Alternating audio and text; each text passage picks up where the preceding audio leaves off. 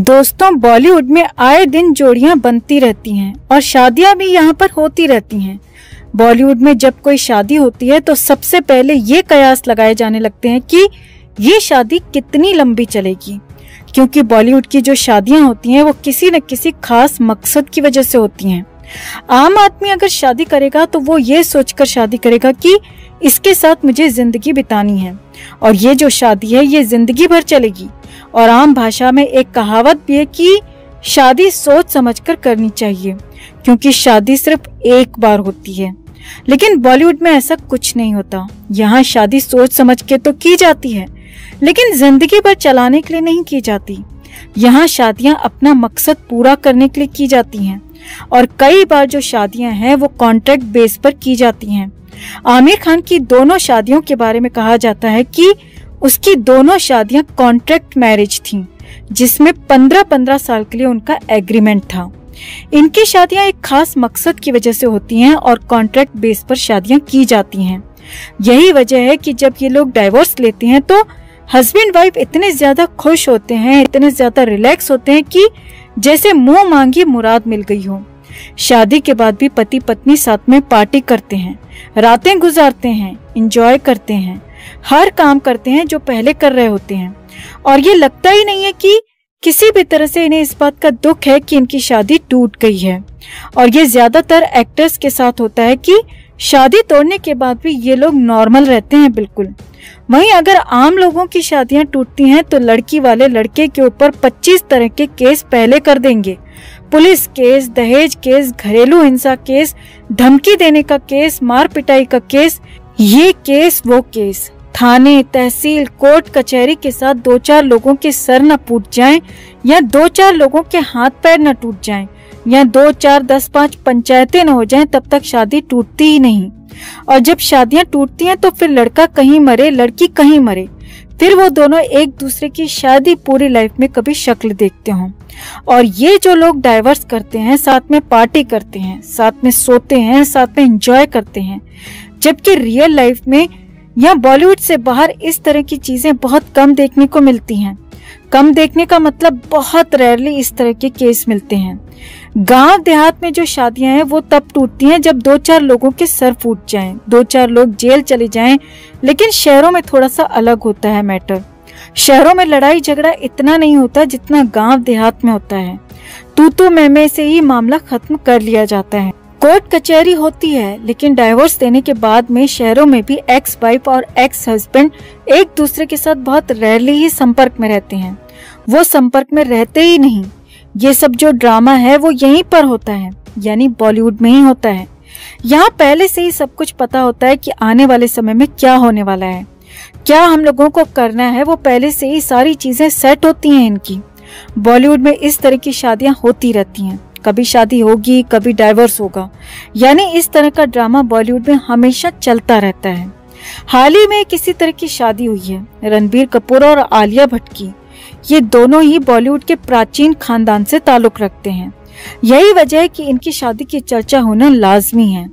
हमने इन दोनों की लव स्टोरी के बारे में काफी कुछ सर्च किया दोस्तों, लेकिन हर जगह एक ही बात लिखी है कि इन दोनों का जो अफेयर है वो फिल्म ब्रह्मास्त्र की शूटिंग के समय से शुरू हुआ है, यानी 2018 से अभी तक 4 साल भी पूरे नहीं हो पाए हैं। लेकिन 2 हंसों की जोड़ी ने ब्याह तक रचा लिया है। जिस फिल्म के सेट पर दोनों का अफेयर शुरू हुआ वो फिल्म अभी तक पूरी बन भी नहीं पाई है और ये दोनों शादी करके बैठ गए हैं। फिल्म रिलीज होने का भी वेट नहीं किया और शादी की खबरें चारों तरफ फैल गईं कि ब्रह्मास्त्र के शूट पर दोनों की लव स्टोरी शुरू हुई और शादी कर ली। आलिया भट्ट की एंट्री से पहले रणबीर कपूर की लाइफ में 8 से 10 लड़कियां आ चुकी थीं। वहीं अगर खुद आलिया की बात की जाए तो आलिया भी रणबीर से पहले 8-10 लोगों को पायलट बना चुकी थी। जब से शादी हुई है हर कोई इन दोनों की तारीफ कर रहा है कि दोनों एक दूसरे से बहुत प्यार करते हैं, made for each other couple हैं। और कुछ ज्योतिष और टैरो कार्ड रीडर्स हैं, उन्होंने तो हद ही मचा दी है दोस्तों।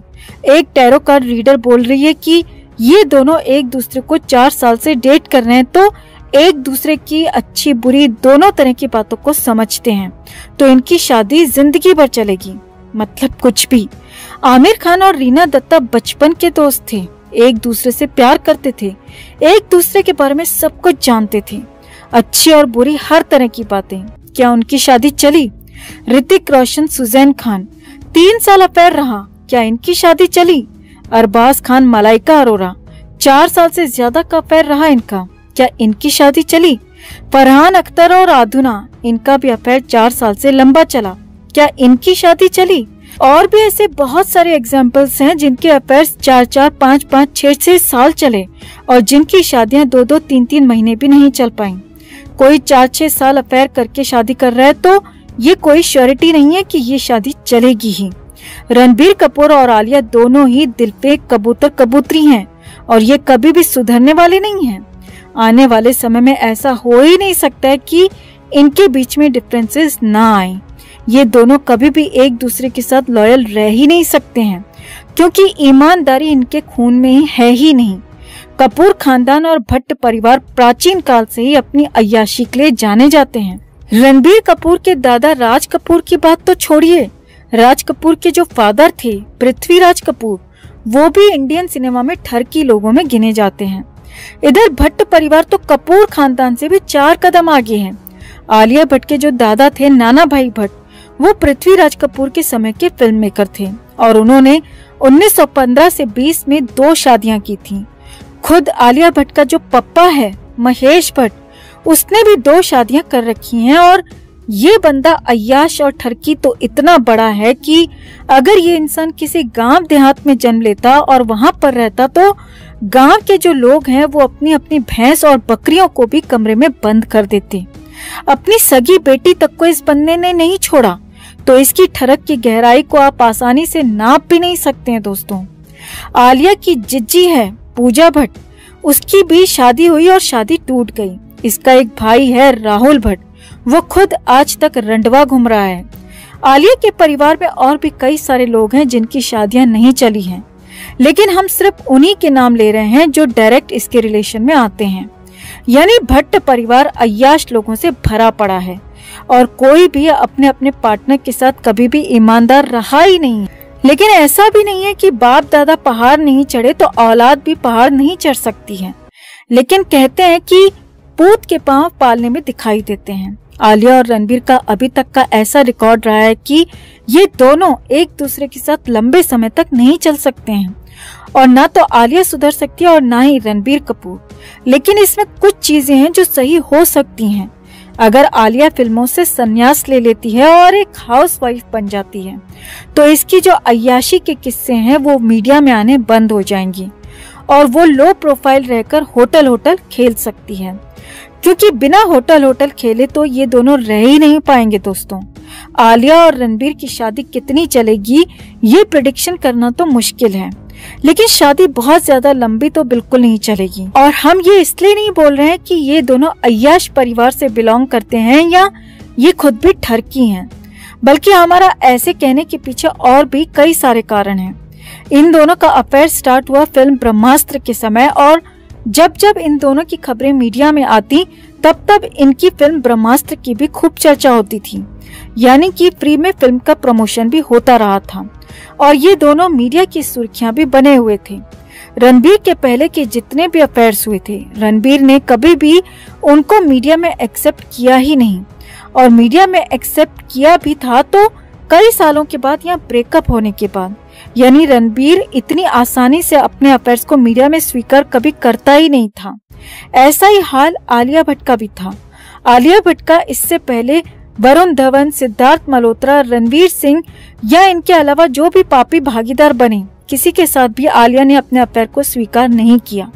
लेकिन यहाँ इन दोनों का अफेयर शुरू हुआ फरवरी 2018 में और उसके बाद 4 महीने बाद ही ये दोनों सोनम कपूर की शादी में कपल की तरह गए। मीडिया में इन दोनों ने खुलेआम प्यार का इजहार किया, चाहे वो आलिया का अवार्ड शो में अवार्ड लेते हुए रणबीर कपूर को आई लव यू बोलना हो या कैंसर का इलाज कराने ऋषि कपूर को विदेश में जाकर मिलना हो। ये दोनों साउथ अफ्रीका के टूर पर भी एक साथ गए और साथ में इनकी जो फोटोज थी वो भी इन्होंने सोशल मीडिया में पोस्ट की।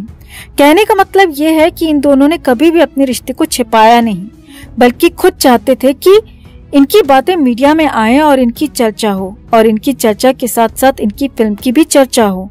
फिल्में तो आती रहती हैं, ये कोई बड़ी बात भी नहीं है, लेकिन फिल्म अगर ऐसी हो जो आपके करियर की दिशा और दशा दोनों को बदल दे तो उसके लिए शादी जैसी पब्लिसिटी करना कोई बड़ी बात नहीं है इनके लिए। ब्रह्मास्त्र 300 करोड़ के बड़े बजट में बनने वाली फिल्म है और ये बॉलीवुड की दूसरी सबसे महंगी फिल्म है। इससे पहले ठग्स ऑफ हिंदुस्तान ही ऐसी फिल्म है जो 300 करोड़ से ज्यादा में यानी 310 करोड़ रुपए में बनी थी। हम सिर्फ बॉलीवुड की बात कर रहे हैं, साउथ की फिल्मों का बजट इससे बहुत ज्यादा होता है। खैर, ब्रह्मास्त्र 300 करोड़ रुपए की फिल्म है और ये 2-3 पार्ट्स में रिलीज होने वाली है, यानी इसके 2-3 सीक्वल भी बनने वाले हैं। यानी ये जो फिल्म है रणवीर और आलिया दोनों के लिए बहुत ज्यादा जरूरी फिल्म है। ब्रह्मास्त्र के अगले पार्ट में भी कई साल लग सकते हैं और वो भी डिपेंड करता है कि पहला पार्ट चल पाएगा या नहीं चल पाएगा। इसलिए पहले पार्ट को सक्सेसफुल बनाने के लिए शादी जैसे कॉन्ट्रैक्ट कर सकते हैं ये लोग, और इसमें कुछ भी हैरान करने वाला नहीं है। वैसे भी इन दोनों ने शादी के नाम पर सिर्फ मजाक किया है, शादी जैसी इसमें कोई बात नहीं थी। हिंदू मान्यताओं के अनुसार शादी एक संस्कार होता है जहां पूजा पाठ और सभी रस्में पूरे रीति रिवाज से होनी आवश्यक हैं, तभी शादी मानी जाएगी, अन्यथा वो शादी टूटने के चांसेस होते हैं और बिना 7 फेरों के उस शादी को शादी नहीं कह सकते हैं। वो अपूर्ण होती है, अधूरी होती है। यानी शादी की रस्मों को हिंदू मान्यता के अनुसार अगर पूरा नहीं किया जाता है तो शादी अभी भी अपूर्ण है, मतलब अधूरी है। अगर हम कानून के अनुसार हिंदू विवाह अधिनियम की बात करें तो हिंदू विवाह में वर वधू सभी रस्मों को पूरा करते हुए सप्तपदी को पूरा करते हैं। सप्तपदी यानी कि 7 फेरे, और जब तक 7 फेरे पूरे नहीं होंगे तब तक हिंदू अधिनियम के तहत शादी मानी ही नहीं जाएगी, यानी वो शादी पूर्ण हो ही नहीं पाएगी। लेकिन इन दोनों ने इस शादी में सिर्फ 4 फेरे लिए हैं दोस्तों। इस हिसाब से ये शादी पूर्ण हुई ही नहीं है, यानी कहीं न कहीं इस विवाह की प्लानिंग में कुछ न कुछ खोट नजर आती है। कहीं से भी ऐसा नहीं लग रहा कि इन दोनों ने शादी को जीवन भर चलाने के मकसद से ये शादी की है। शादी के नाम पर पब्लिसिटी लूटने में कोई कमी नहीं छोड़ी और फिल्म का प्रचार भी अच्छे से इन्होंने जोर शोर से किया। अब देखना यह है कि ये नकली शादी कितने असली साल निकाल पाएगी। वैसे आपको इनकी शादी के बारे में क्या लगता है, कितने दिन चल पाएगी या कितने दिन ये दोनों एक दूसरे को झेल पाएंगे? आप भी अपनी बात, अपनी राय कमेंट में जरूर रखें। वीडियो को लाइक और शेयर कर अपना प्यार और सपोर्ट भी जरूर दिखाएं। चैनल को सब्सक्राइब कर चैनल के साथ जुड़कर हमारी आवाज